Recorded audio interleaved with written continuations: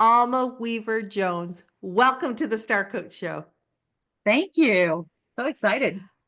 I'm delighted to have you here. We're going to be talking about values and how do we get clear about values? How do we help our clients get clear about values? We're going to be talking about the father of coaching, who you knew, Thomas Leonard, and so many really good things as we sort of weave a tapestry of values in our show today. So everybody stay tuned. This is going to be amazing. And before we dive into even more about Alma and the great work that she does in the world, I want to thank you for being here this week for the Star Coach Show. Know that we have a new show that comes out every Wednesday morning, and we would love to have you a part of that. Now, if you're watching us on YouTube, all the information about the show is going to be right below here, but please take a second to just subscribe and follow us because we are putting new things on the Star Coach YouTube channel all the time. And if you're subscribed, YouTube will let you know something new and you can come over and see if it's something that you like. So please follow me on YouTube. And then wherever you're listening to this, take a moment and subscribe because we don't want you to miss a moment of great guests like Alma Weaver-Jones. The Star Coach Show is all about strategies, tools, and resources, the acronym for STAR, to help you flourish as a coach and as a leader, and really, let's be honest, as a human being. We offer something for everybody, and so thank you for being a part of it. Now, let me tell you a little bit about this beautiful lady with me today. And when I say beautiful, I have known Alma for years. Alma, I don't even know how many years we go back, but it's a ton. And she is the biggest hearted, kindest, most beautiful lady that you could meet. And I've been trying to get her on the show for 100 years. So we were just at a conference together and she was like, I just need to get on the show. And I was like, yeah, Star Coach listeners need to hear from you, and you're doing such important work. Um, let's talk a little bit about Alma. Alma is an executive leadership coach. She's recently rebranded her company to be Soul Weaver, which is about the power of coaching synergy. Almost all about positive energy and synergy. She's done amazing things with leaders, with coaches. Now, this is the other thing that makes Alma and I go way back. Alma has been providing services for the executive coaching program at the University of Texas at Dallas, even longer than I have. She was with cohort number 1. She's in the EMBA program as a coach. She does incredible things. She mentors for the program. There's lots of great things that Alma does. And she and I also go way back in the ICF North Texas chapter. So that's where you meet. I just want to take sort of a minute to just do a quick advertisement for the ICF communities. When you live in an area that has an ICF chapter, do yourself a favor and join. I joined the ICF North Texas chapter, which by the way was the very first chapter ever. But when I was a student, so back in 2007, 2008, I joined I met people like Alma, and it was like how I built my coaching community.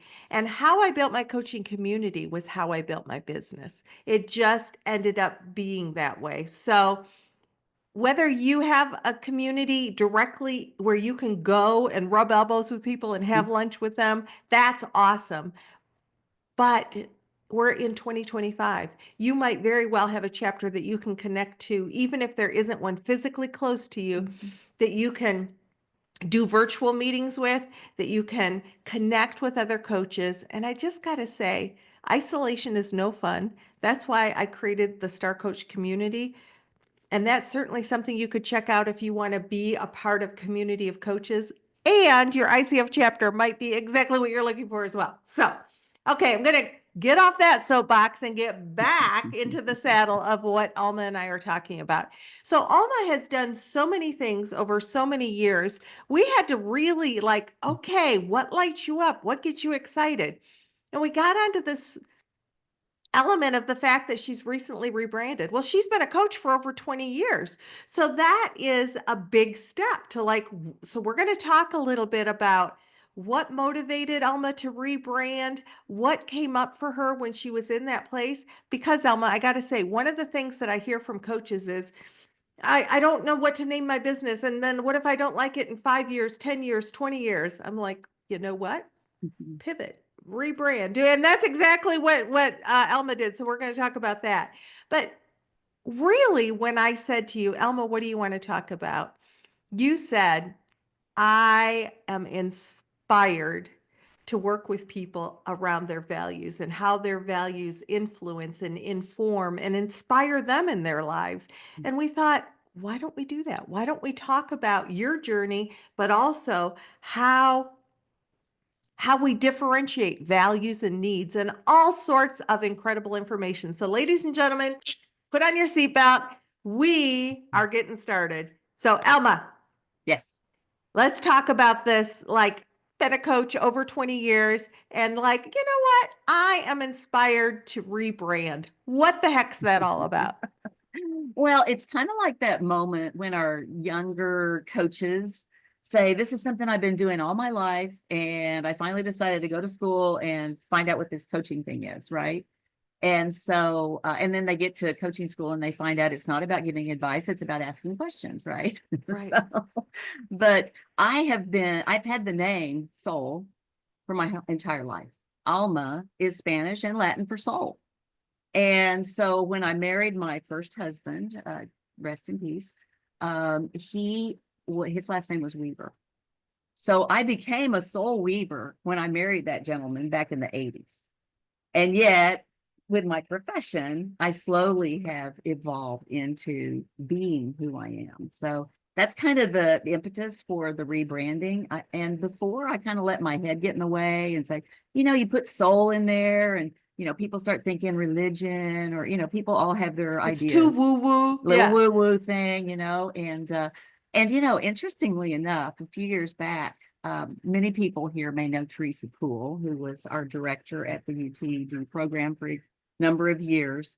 She She's gave me done 2 shows with me, so I'll put those in the show notes so that if you want to reconnect with Teresa, you can get those links in the show notes. Go ahead, Elma. perfect. Well, she years ago gave me a book called The Corporate Shaman and said, "This is you." And I thought, well, I can't use a word like shaman in the corporate environment, but this is what I would love to do, is really help people get back in touch with who they are and what their soul is calling them to do, and be able to use those gifts and talents in an appropriate way in their workplace and in the rest of their lives. So ultimately, I've been a soul weaver ever since I married Mr. Weaver back in the day. And I just decided to make it official and put it out there, because ultimately your values are the voice of your soul. So good. And I'm willing to bet that your maturity, your experience, the success you've had allowed you to be courageous enough to say, this is who I am, so I'm not going to cover it up anymore. I'm going to boldly grab it with both hands. Yeah, Yeah. absolutely. And it's really about people being who they are in the world. And here I'm not being who I am in the world. Right. So So, how has your new branding been received by your client population? well, so far it's really resonated. It's really resonated, because I even think of corporations have a soul, and corporations need to be expressing their values out into the world. And so it's been really helpful, I think, to have that light shining on the idea of soul equals values, values equals a higher level of success and satisfaction in whatever you do. So that's a great segue into us talking about values. Mhm. And I'm sort of pulled, but we can go in a different direction. But the direction I'm sort of pulled in is, how we even help people get clear about values. Mhm. And there's needs and there's values. So maybe we start with that differentiator and then we go into the clarity piece. What do you think? Sounds good to me. All I could right. talk about values and needs all day long, and actually have been talking about a book ever since, like 20 years now. So maybe with this show, your listeners can encourage me to get that book out there into the universe so that we can all Because we need it. We need it. exactly, because pretty much the whole world is running around trying to get their needs met. Mhm. And that's not always, it's typically not expressing a value in any way. It's all about somebody else and feeling repressed in some way or not being able to express. So ultimately, when I think about somebody being chased by a need, is the way I think of it. And I got this from Thomas Leonard really early on back. uh, I signed up for his original class, which was in 92, and it was a road show that was 3 days long. um, Wow. Let's take a minute and let people know who Thomas oh, Leonard is because some people might not. good idea. He's by many, he is known as the father of coaching. And we had kind of an East Coast, West Coast thing going with coaching. But Thomas Leonard actually started the ICF. He started Coach University. He started Coachville. He was a thought leader in the coach space, and many feel like he coined that name coaching, which many so-called coaches that we hear of today actually rebranded as coaches after that word kind of got out into the mainstream. So So uh, you worked with the sort of the founder, certainly the founder of the ICF, mhm, the founder of our industry in many yeah, ways. yeah, And rest in peace, he passed away quite a while ago, way too way too young. young. Yeah. And a shout Yeah. out also to Steve Strauss, who was my original mentor coach.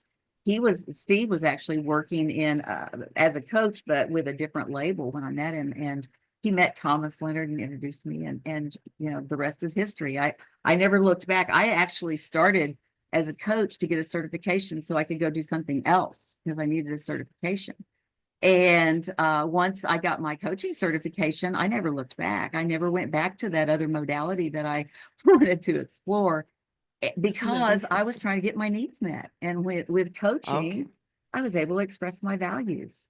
And Ooh, so that's good. That's a good example. So you'd mhm, mentioned that we chase a need. So talk a little bit more about mhm. how or chased by a need, I think is what Chased you by said. a need. That's that feeling of trying to be complete almost, or looking behind you, something's nipping at your heels. And the metaphor I use is if you're looking over your shoulder and watching those needs that are chasing after you, then you don't have your eye on the ball. You aren't looking forward toward those values that you want to orient your life around.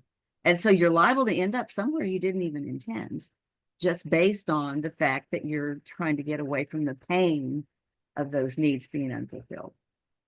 Wow. So instead, we want our eyes forward. And sometimes it's with all the chaos in life and all the demands and the needs snapping at our heels, we might not feel like we have the clarity of values that we really want.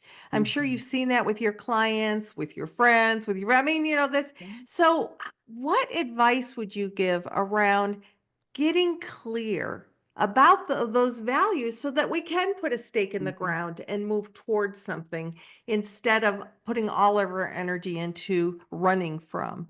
You get your needs met. Yeah. And that can be so all consuming and just wear you out. So one idea to get clarity is to start thinking about, because some people will tell you, ready to go down with the fight, that this need is actually a value for me. You know, Mm. like for instance, I often hear coaches that say they have a value around making a difference, which is wonderful. And Hmm. yet it could be looked at as perhaps more of a need because there's an outcome they're attached to. Hmm. And there's a little ego in there too, because Little if hook in I'm there. making a difference, it's Mm-hmm. about me. Mm-hmm. Yeah. And I actually say that one because that was for me. I had the value around making a difference. And then I realized, well, if it's really a value, then it wouldn't have a hook to it. I wouldn't have I'm going to be happy when, I made a difference. Instead, Hmm. I was able to shift that and think about what it really is more of a value around being a catalyst. Ah. And that means that I do tend to make a difference, by what I do in the world. And I don't have to see the result of that in order to feel good about what I'm doing. Oh, so good. Great example. Mm. Change, So it's life that's changing, Meg. yeah. So Mhm. one question we might ask ourselves is there a hook to it? Is there something that I need to see a result in? And Mhm. then maybe that's not a value. That's a Mhm. need. Mhm. What are some other things we can ask ourselves or explore to get clear, to get the Mhm. fog moved out of Yeah. the way and get clear about those values that we want to Mhm. move toward? Well, another check question for me is, does it involve other people? In other words, I had a need for independence that was masquerading as a value around freedom. So independence involves somebody else. I'm getting free from someone else, whereas freedom is the opportunity to just express and be who you are.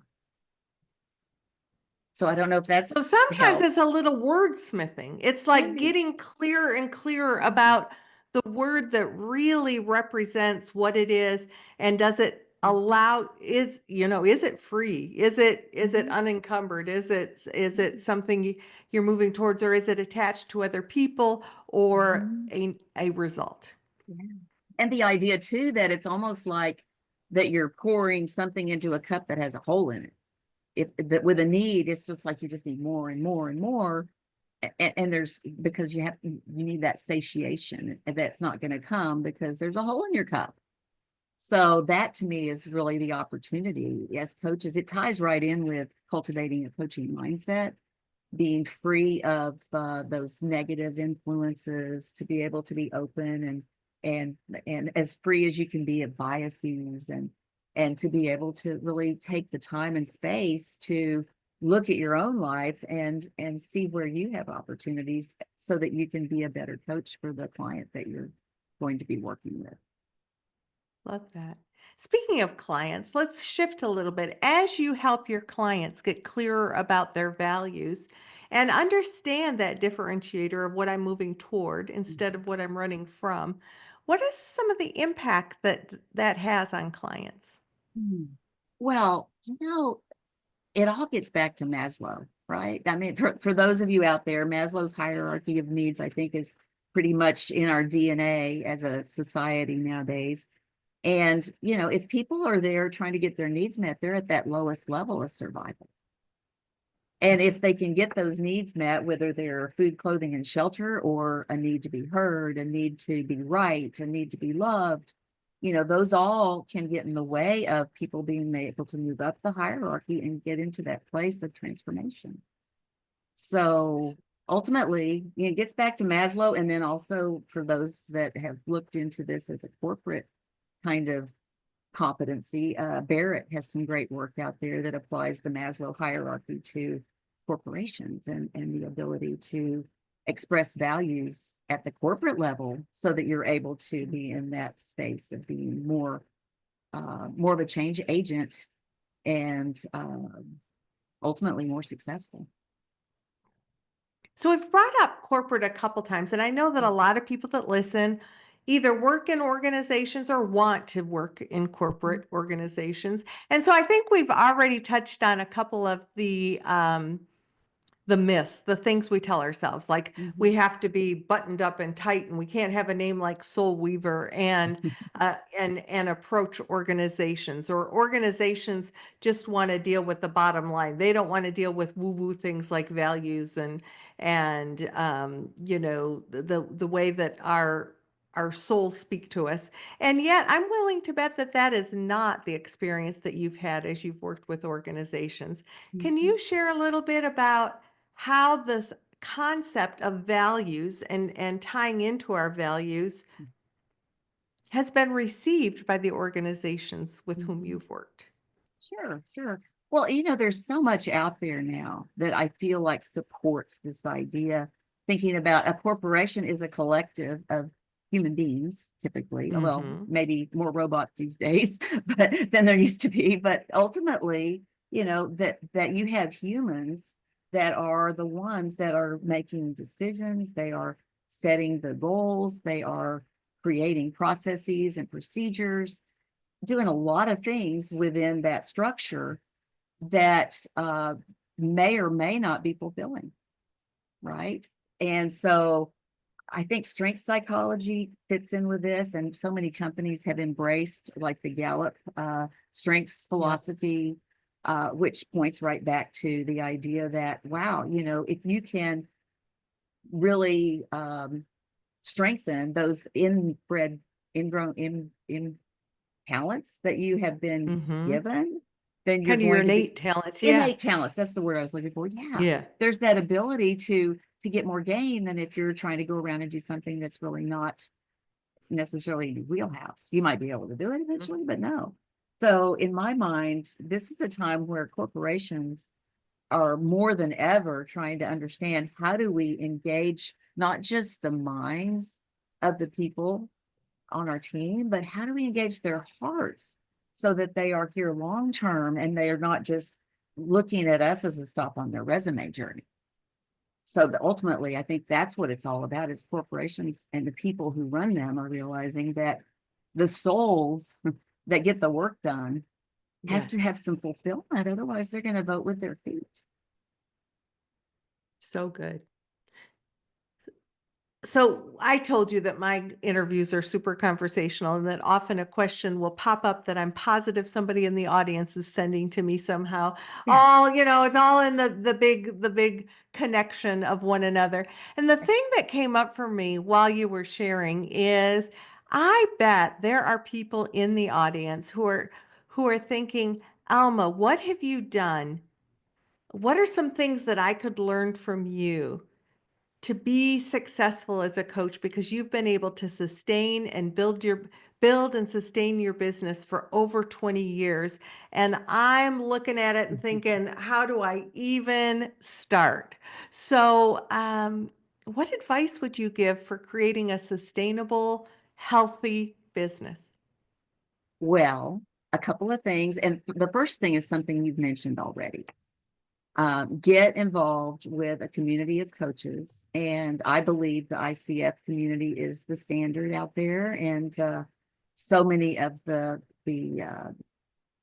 outlets, if you will, chapters, do have the ability for people to join and be in the meetings remotely. I know the ICF North Texas does. LA Hmm. does. There are a couple other chapters in Texas do Washington, that. D.C. does, yeah. Austin, yeah. So you could literally be a member of more than one chapter and still be and thrive in that. And the Hmm. reason I say that is because I would say at this point in my life, I would say almost 100% of my business comes in some way from a connection back to an ICF relationship. So, get involved and be a part of that community, because there are opportunities. And the coaching community, as most of you have already discovered, is not about competition. It's about collaboration and an abundance mentality. So, coaches naturally are going to refer to other coaches that they know and they trust when it's something that's not in their wheelhouse, or if they need more people for the team. So really cultivate that community. And I think that would be number one. And the second thing would be to really work on your coaching mindset. It is one of the updated core competencies that we have had since, I believe, 2020. 2019, yeah. 2019, yeah, when they updated the Hmm. competencies. And so that is an important piece that sometimes gets neglected. That's about really feeding your mind, feeding your spirit, feeding your body. It really is about Hmm. being more intentional about how you're going to show up in the world. And Because we yeah. need to take care of this to be able to Hmm. be out and be our best for others. Yeah. if we're not nurturing who we are Hmm. and who we want to be and how Yeah. we stay curious and how we are able to be flexible and trust the process, Hmm. but have that reflective practice that we use and Hmm. different ways to, like, we have to start here. A Right. physician heal thyself thing. Yeah. Absolutely. Absolutely. And I remember you were talking about cultivating a business when I first started my coaching business. And I wouldn't suggest this, by the way, just so you know. We I can went, learn from the things we don't want to do too. I have several episodes about that. Yes, go ahead. yes, I went from being president of a company outside of the coaching space to, and I say this, it was almost literal, running, screaming out of the boardroom, never to return except as a coach, just because the frustration with the corporate politics, etc. And I immediately hung out my shingle as a coach. I had just started, I just finished coaching school, and I'm like, okay, I am no longer president of the company. I am now a coach. And that was pretty scary. I would literally find my self-talk. And the reason I'm saying this is because part of coaching mindset is really eliminating that voice in your head, or at least getting it to be collaborative and not, get in the way. And I had this voice every day. You should be doing this. You should be doing that. You should do it. This mean voice that was really, I'd never worked for her before.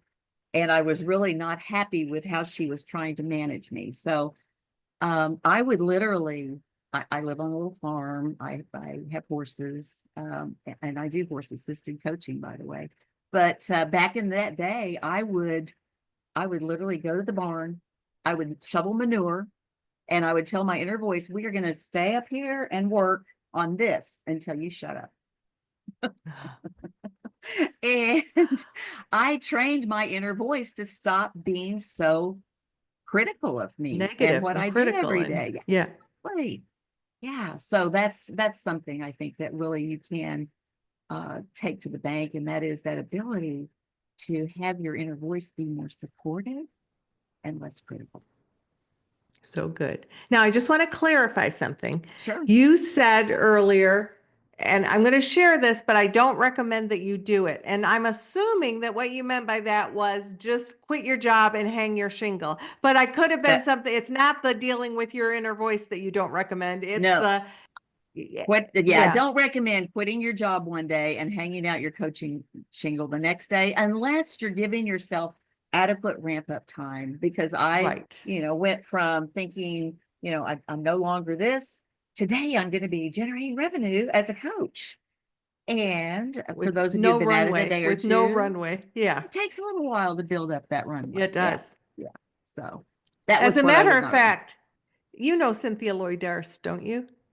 Yeah, Yeah, she's an vaguely. Yeah. incredible Yeah. coach. Yeah. And she's actually episode number 1 of the Oh, Star Coach Show. She's my I love very it. first episode.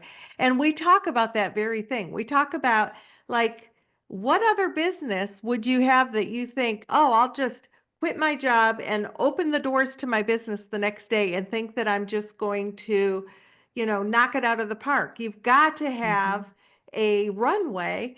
And so if you have savings that's your runway, that's fine. And if Yeah. but you've got to have a source of income so you're not working out of scarcity. Yeah. And when we work out of scarcity, it doesn't attract clients and it doesn't make us feel good. And then that niggling self-doubt chatterbox Exactly. voice, it just grows and grows. I Mhm. love the fact that you took it to the barn. You're Yeah. like, I'm Yeah. going to the barn with you, and we are going to work until you decide to behave yourself. And I really enjoyed the metaphor of shoveling manure Yeah. because that's what was in my head was manure that was just Mhm. getting in my way. And for those of you who do not know what manure is, you can send me an email and I will explain it to you. How about Well, that? it was her horse shit. Thank you. Wasn't sure if we could Yeah. say that on the air. Yeah, it's all good. It's all good. I mean, that's what it is. So, Uh, literally, because it wasn't even cow poo, it was horse. horsies. Yes, Yeah, yes. those horsies. Mhm. So, as we think about this concept of how values can weave a tapestry in our life. Mhm. Mhm. Let's think about weaving a tapestry of values. What would you want listeners to be thinking about?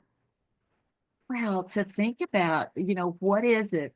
Not specifically. Sometimes people get mixed up on what I value and what my values are, and so I think getting clear on what is it that you want to base your life on, because this is basically your personal foundation that you are going to have to build the building of your life on, right? So what are the cornerstones or the underpinning that you want for that for that building. And for me, it happens to be, I mentioned freedom being one, excellence, love, connection, and excellence tend to be the things that I build my foundation on. So I look at everything based on that list, and families in there too, of course. But I Right. look at that list and think about things in terms of how does that fit on this foundation that I'm building for my business, my life, and my work. So good. And how often do you revisit those? Or once you've sort of put those pillars in, they're there? That's an interesting question, and I think if the and people can call me out on this. And I think it's kind of like the strengths philosophy is that you might have like, 5 to 10 that may shift in position. Mm-hmm. And over time, those top 10 don't necessarily change very much. So if you see a lot of movement in and out, then you may be seeing needs that you're trying to get met. So good. Rather than a value that you want to orient around. And just kind of back to my point earlier, that if there is something that might be a need masquerading as a value or a value that's being kind of covered up. I remember Thomas Leonard talked a lot about it, almost like your magnet was gunked up, and that Okay. that was like dirt on your magnet. And so how can you discover what that actual need is, get it met in a healthy and appropriate way? Like, for instance, I learned that I had a need to be heard. I had a need to be liked. Mm. And I you could be inappropriate in getting that need met. And what I did as a young person, I was in journalism, so I was being heard through the journalistic venue. And then when I went to college, I Mhm. went in the radio business, and I was being heard, and I got that need to be heard met in such a way that it was no longer driving me. Still working So on the need to be right, but I think we all are. we all have areas of growth, right? We all are on that path towards growth. Exactly. This has been such an enriching conversation. And I'm just wondering, as we close out our conversation, what do you want to be sure people walk away thinking about? Mm. That idea of looking at how you and your clients' companies can find ways to live their values, which really is all about beyond profitability, beyond that. And it really, I think a great quote to leave you with is something I heard from Peter Senge, actually, at a ICF coaching conference. And he spoke quite a bit about what causes organizations to be long-lived. And it came down to the idea that they have a purpose other than making money. And the quote that he left us with, that if you think about revenue for a corporation is like oxygen for a human. And he said, so a corporation that is living just to make money is like a human being living only to breathe. And when you think about that, are our clients living to breathe? Are our Mm. corporations living just to breathe? Or are they able to express those values out into the world and truly, truly be a catalyst and make a difference? Oh, there's a reason why you're one of my favorite people. And I'm just so grateful that you came on the show to talk about your personal journey, to talk about your relationship with Thomas Leonard. And if you don't know who Thomas Leonard is, people, look him up. It's going to be inspiring for you. And then that whole concept of needs, values, how we anchor into the clarity of what are our values and how that changes our lives. And Mhm. also, I love how you put to rest, or at least, calm down the voice of the stories, the myths we tell ourselves about what we can and can't do and be in the face of wanting to do work with corporations or organizations. You know, thank you for your courage and stepping into who Alma is and being willing to share that story with us. Oh, it's my pleasure, Meg. And it reminds me too of Whether you believe you can or you believe you can't, you're probably right. You're right. You're exactly right. So, Thanks so as we much. wrap up today, thank you so much. I want to thank each of you for being here with us. To remind you to please follow us, like us, subscribe wherever you listen, and know that every Tuesday I go live with Tuesday tips for coaches, whether it's around skills or business building. You can find that on the YouTube channel at Star Coach Show. We are all here on this earth together for a reason. And that connection can sometimes feel really broken. And I just challenge each of us to think about how can we take a part in repairing connection?